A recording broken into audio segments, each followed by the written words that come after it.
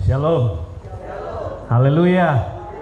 Puji Tuhan, kembali lagi kita bertemu pada malam hari ini dalam keadaan sehat dan diberkati oleh Tuhan.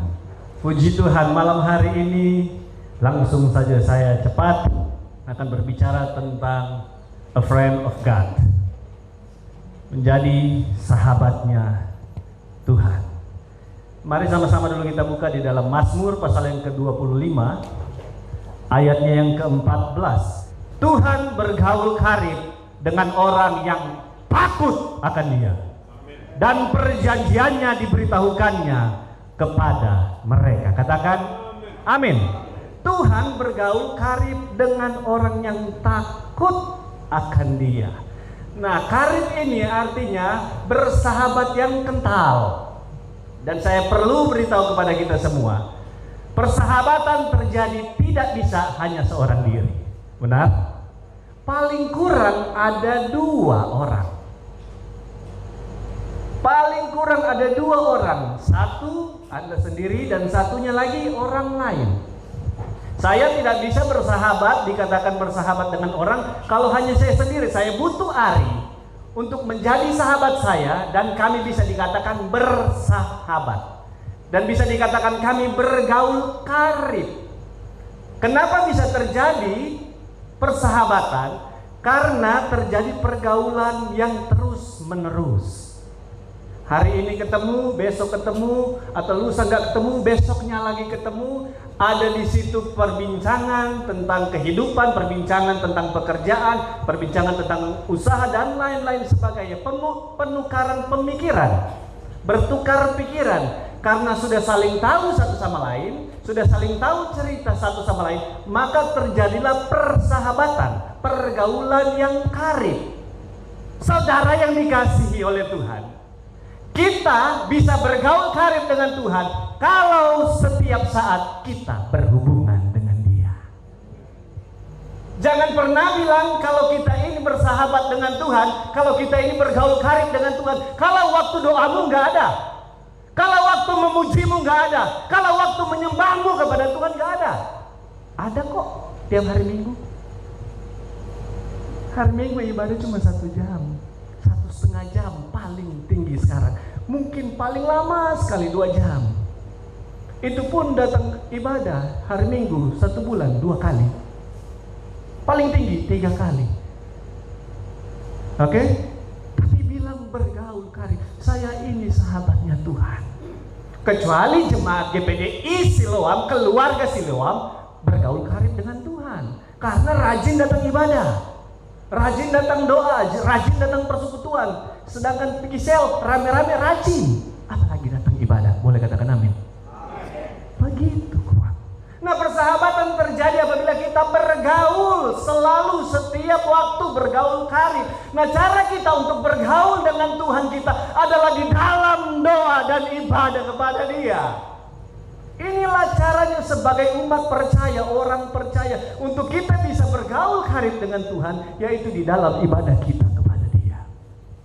Bagaimana kita dikatakan bisa dekat dengan Tuhan kalau kita tidak rajin datang ibadah? Nah, di sini saudara dikasih oleh Tuhan, bergaul karib dalam bahasa Inggrisnya, di Alkitab bahasa Inggris dikatakan seperti ini: as long as they worship Him. Selama mereka menyembah Tuhan, selama mereka meninggikan Tuhan, selama itu pun mereka akrab, terjalin persahabatan. Nah, kalau kita tidak menyembah Tuhan, saya katakan tadi, bagaimana caranya kita mau dekat dengan Tuhan? Bagaimana caranya kita mau karib dengan Tuhan? Saudara yang dikasih oleh Tuhan, saya teringat ilustrasi yang pernah saya bawakan di sektor 1 pada bulan lalu. Ini tentang ibadah. Kita harus beribadah itu, datang ke ibadah itu dengan rasa bangga. Oke? Jangan kita datang ibadah karena terpaksa, atau karena oh memang ini hari Minggu, oh memang ini hari sel, datang Jo. Walaupun datang ke sana lihat orang menyanyi, memuji Tuhan, menyembah, dia ikut saja. Tapi pulang dari ibadah, dia tidak merasakan apa-apa. Ini yang saya mau kasih ilustrasi sebentar saja tentang rasa bangga datang ke ibadah dengan rasa bangga memiliki tas. Boleh saya pinjam satu tas? Nah, saudara yang dikasih oleh Tuhan, ini tasnya Bapak Gembala. Anggap saja ini tas mahal. Anggap saja ini tas mahal. Oke? Ini ilustrasinya. Ketika harga tas ini senilai 50.000. Oke? Maaf ibu-ibu yang saya kasihi di dalam Tuhan, wanita-wanita yang saya kasihi di dalam Tuhan, minta maaf, saya harus memperagakan gaya ini. Oke? Ketika tas ini senilai 50.000, kita akan membawanya dengan gaya seperti apa? Maaf, lagi saya katakan maaf ibu-ibu, maaf para wanita. Ketika harga tas ini 50.000, dia akan bawa tas ini begini. Dia bawa ini begini.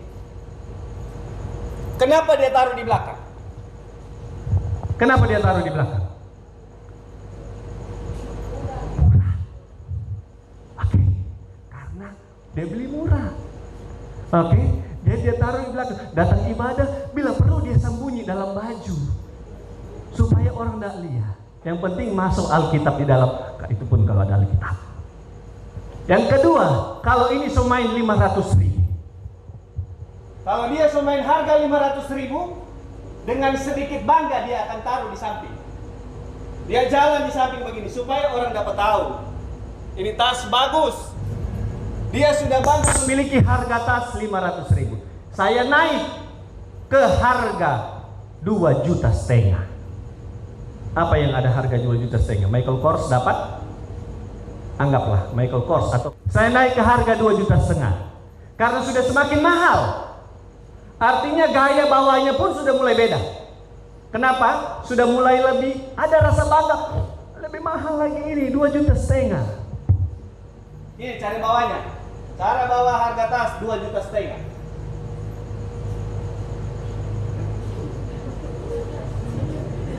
Sambil senyum kanan kiri. Cukup sampai situ? Saya taruh di harga di atas 20 juta. Karena ada tas yang sampai ratusan juta, bahkan ada miliaran. Oke, saya taruh di harga di atas 20 juta. Lihat gaya, dia rasa bangga so beda. Kira-kira gimana? Dia kasih masuk dalam tangan. Kok mulai dia begini? Bila perlu dia goyang-goyang begini supaya orang lihat. Mau di muka dia bisa. Kalau mau foto bagaimana?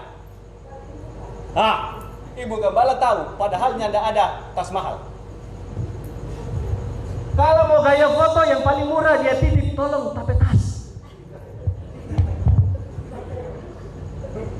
Oke. Kalau dia yang seharga 500.000 dia sebawa, tapi dia taruh di belakang. Kalau dia harga 2,5 juta tadi di sini. Oke. Kalau dia seharga 20 juta untuk foto, saya bilang tadi dia taruh di sini, kalau diangkat begini sedikit kaki. Saudara yang dikasihi Tuhan, inilah rasa bangga karena memiliki barang mahal, karena barang bernilai. Rasa bangga ini membuat kita sepertinya harga diri kita naik. Tapi coba kalau rasa bangga ini kita bawa dalam ibadah.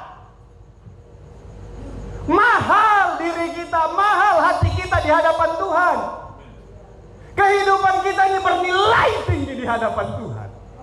Ketika kita bangga memuji Dia, kita bangga menyembah Dia, kita bangga berdoa kepada Dia, beribadah kepada Dia, maka Tuhan akan katakan, engkau yang bergaul karib dengan aku.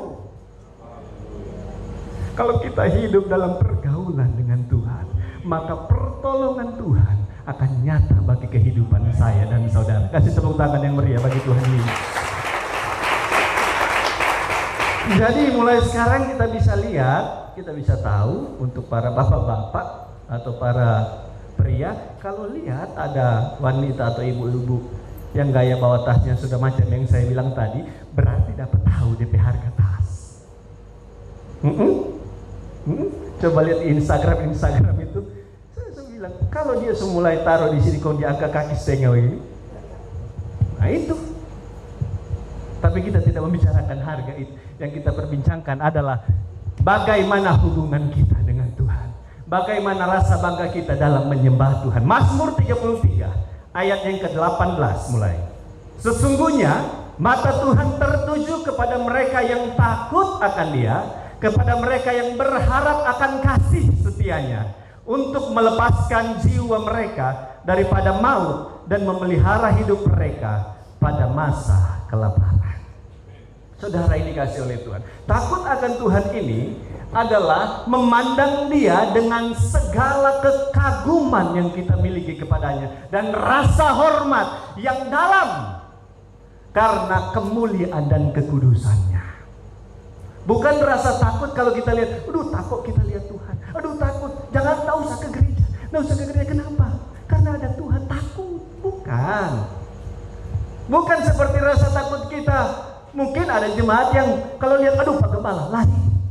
Aduh, orang gereja, jangan lihat situ, berputar. Jangan orang mau panggil, kalau orang mau panggil, mau bicara lagi, orang mau suruh-suruh datang lagi. Jangan lupa masuk gereja, jangan lupa masuk gereja, jangan lupa bikin doa, jangan lupa. Aduh, tak usah. Ada yang seperti itu. Jemaat lari dari pandangan pelayan-pelayan Tuhan yang di gereja, atau ketika gembala mau datang, lari. Nah, takut akan Tuhan ini yang saya bilang tadi, memandang Dia dengan penuh rasa hormat kepada Dia, dengan penuh rasa percaya kepada Dia. Kenapa? Karena kemuliaan dan kekudusannya, karena kebesarannya. Dan kita bisa melakukan itu apabila kita bergaul karib dengan Dia, apabila kita dekat dengan Dia. Kalau kita jauh dari Dia, yang ada cuma pandang enteng. Oke? Kalau kita, ini hubungan kita dengan Tuhan, ketika kita dekat dengan Dia, kita hormat kepada Dia. Tapi ketika kita jauh dari Dia, kita pandang enteng Dia. Berbeda dengan manusia dan manusia. Semakin dekat, semakin mau pandang enteng. Bagaimana? Amin dalam hati juga. Kalau hubungan antar manusia, semakin kita dekat dengan Dia, semakin pandang enteng. Seperti yang saya katakan tadi pagi, semakin ketika ada pandang enteng, mulai itu mulut jahat.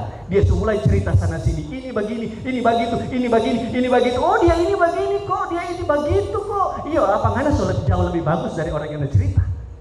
Tidak kan? Karena kehidupan setiap manusia itu seperti roda yang berputar, kadang di atas, kadang di bawah.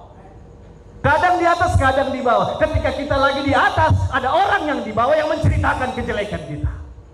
Tapi ketika kita lagi di bawah, orang yang di atas lebih menjatuh-jatuhkan kita. Nah, sekarang yang menjadi pertanyaan dalam kehidupan kita, apa respon kita ketika kita melihat orang seperti itu? Lebih baik kita memberkati dan mendoakan daripada kita mengutuki orang itu. Haleluya. Boleh katakan amin? Boleh katakan amin. Dan saya yakin dan percaya setiap mulut-mulut kita yang ada di tempat ini, mulut yang mengatakan yang baik, mulut yang mengatakan berkat daripada mengatakan hal-hal yang jahat. Amin. Amin. Mari kita itu lebih baik, lebih dekat kepada Tuhan daripada kita dekat kepada orang-orang yang kita anggap, yang kita harapkan lebih penting. Karena dekat dengan Tuhan mendatangkan pertolongan yang luar biasa. Dekat dengan Tuhan mendatangkan kemenangan yang luar biasa. Boleh katakan amin? Boleh katakan amin. Takut akan Allah itu adalah dasar kita untuk mengikuti jalannya. Ketika kita dekat dengan Tuhan, kita berhubungan dengan Tuhan, kita bergaul karib dengan Tuhan, maka instruksi demi instruksi dalam kehidupan ini akan Tuhan berikan kepada kita. Entah itu dalam keluargamu, dia akan instruksikan, ini yang harus kau lakukan di dalam rumah tanggamu, ini yang harus kau lakukan kepada anak-anakmu, ini yang harus anakmu lakukan kepada orang tua. Nah, ketika kita sudah diinstruksikan oleh Tuhan untuk lewat sini, untuk ambil jalan ini, jangan berani melenceng ke jalan yang lebih baik menurut kita. Karena apa yang kita lihat baik belum tentu baik di pandangan Allah. Tetapi kalau Allah sudah berikan jalan ini untuk kita, Walaupun kita lihat berkelok-kelok, walaupun kita lihat berbatu-batu, banyak gangguan, banyak cobaan, banyak masalah, mari tetap jalan di jalan yang Tuhan sudah berikan untuk kita lalui. Jangan kita ambil jalan pintas yang menurut kita baik, jalan tol, mulus, tetapi rawan kecelakaan. Ketika kita jalan di jalannya Tuhan yang sempit, yang penuh bebatuan, di situ kita akan lebih berhati-hati. Amin. Ketika kita jalan di jalan tol yang besar, kita anggap tidak ada rintangan di depan, kita melaju dengan sangat kencang, tiba-tiba pijaban, kecelakaan. Siapa mau tolong? Kita mengambil jalan kita sendiri. Sedangkan Tuhan sudah memberikan jalan yang terbaik untuk kita lalui, tapi kita ambil jalan yang lain. Karena di pemandangan kita jalan itu lebih bagus. Sedangkan Tuhan sudah siapkan jalan walaupun berkelok-kelok, tapi ujungnya kemuliaan bagi nama Tuhan. Boleh katakan amin? Nah, ketika kita sudah mengikuti jalannya Tuhan, maka kita harus mengasihi Dia. Yang saya katakan tadi, ketika kita dekat dengan Tuhan, semakin dekat kita dengan Tuhan, semakin kita mengasihi Dia. Semakin kita mencintai Dia, semakin kita dekat dengan Dia, semakin kita dekat dengan persekutuan, semakin kita dekat dengan pelayanan, walaupun hanya bawa-bawa pundi-pundi, walaupun hanya terima tamu, walaupun hanya telepon-telepon, hai, jangan lupa sebentar malam ada ibadah sektor, jangan lupa sebentar malam ada ibadah sel. Itu juga sudah melayani saudara yang dikasihi oleh Tuhan. Walaupun kecil kita lakukan, kenapa? Karena kita lakukan itu untuk Tuhan. Karena kita mau melayani Dia, kita mengasihi Dia. Ketika kita mengasihi Dia, barulah kita bisa melayani Dia. Ketika kita melayani Dia tanpa kita mengasihi Dia, artinya kita melayani Tuhan itu pura-pura melayani supaya kelihatan bagus. Jadi kita pura-pura saja melayani. Padahal yang orang yang kita layani, kita tidak kasih. Ini seperti hubungan suami istri. Ketika engkau mengasihi istrimu, engkau mengasihi suamimu, layani dia dengan baik. Ini juga sama seperti kita dengan Tuhan. Ketika kita mengasihi Tuhan, kita mencintai Tuhan, kita melayani Dia dengan sepenuh hati. Boleh katakan amin? Lagi katakan amin? Ayat yang paling terakhir, Yohanes 14 ayatnya yang ke-23. Jika seorang mengasihi aku, ia akan menuruti firman-Ku, dan Bapa-Ku akan mengasihi dia, dan kami akan datang kepadanya dan diam bersama-sama dengan dia. Katakan amin. Lagi katakan amin. Nah, ketika kita mengasihi Tuhan, kita mengasihi Tuhan, kita mencintai Tuhan, artinya firman-Nya harus kita cintai. Artinya kita mencintai firman Tuhan adalah melakukan firman Tuhan.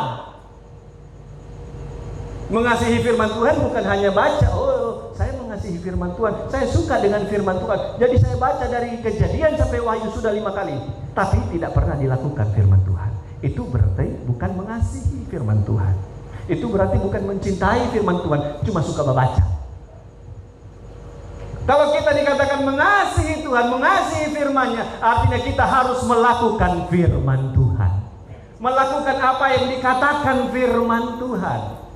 Untuk kita mendapatkan berkat, baca firman Tuhan dan lakukan firman Tuhan. Untuk supaya kita dapat pertolongan daripada Tuhan, baca firman Tuhan, dengar firman Tuhan, dan lakukan firman Tuhan. Katakan amin. Lagi katakan amin. Nah, ketika kita mengasihi Tuhan, mengasihi firman Tuhan, di dalam ayat dikatakan, dan kami akan datang kepadanya. Bapa, Anak, dan Roh Kudus akan datang kepadamu apabila engkau mengasihi Dia. Bapa, Anak, dan Roh Kudus akan tinggal diam di dalammu, di dalam rumahmu, dalam rumah tanggamu, dalam usahamu, dalam pekerjaanmu. Apabila kita mengasihi Dia, Dia akan hadir bersama-sama dengan kita dalam pelayananmu.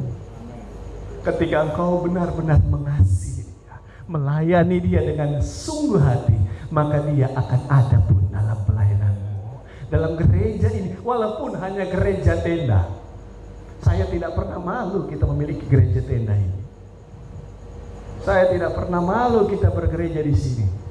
Biar orang mau bilang apa, tapi tetap di sini ada Roh Kudus. Di sini ada hadirat Tuhan. Di sini ada kuasa Tuhan. Plus ada 3, 4 AC, dingin 5 AC. Jadi biar orang bilang kerja tenda, tapi ini baru dibilang fasilitas surga. Boleh katakan amin? Boleh katakan amin? Mau menjadi sahabatnya Allah, mau berkarib dengan Allah, mengasihi Tuhan adalah satu-satunya kunci. Amin. Puji Tuhan. Tunduk.